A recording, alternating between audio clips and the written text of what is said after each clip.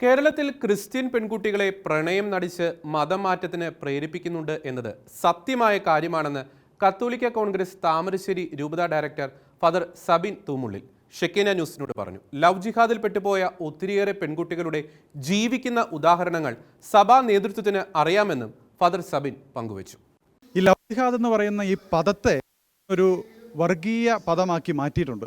Love ജിഹാദ് എന്ന പദത്തെ നമുക്കങ്ങ് വിടാം. പക്ഷേ ഇവിടെ പൊതുസമൂഹത്തിനും പ്രത്യേകിച്ച് കേരളത്തിലെ ക്രൈസ്തവ സമൂഹത്തിനും കൃത്യമായിട്ടും മനസ്സിലാക്കിയിട്ടുള്ള അറിവുള്ള ഒരു യാഥാർത്ഥ്യമാണ് ഈ ഒരു പ്രതിസന്ധിയെ കേവലം ഒരു ലവ് ജിഹാദ് എന്ന പദത്തിലേക്ക് മാത്രം ഒതുക്കാതെ ഈ വിഷയത്തെ എങ്ങനെ പരിഹരിക്കണമെന്ന് ഇവിടെയുള്ള രാഷ്ട്രീയ നേതൃത്വവും അതുപോലെ തന്നെ മറ്റ് സാമുദായിക നേതൃത്വവും കൃത്യതയോടുകൂടി ചിന്തിച്ചെങ്കിൽ മാത്രമേ ഈ നാട്ടിൽ നിലനിന്നിരുന്ന സൗഹാർദ്ദവും സ്നേഹവും സമാധാനത്തിൻ്റെതായ അന്തരീക്ഷവും തിരിച്ചു കൊണ്ടുവരാൻ സാധിക്കുകയുള്ളൂ.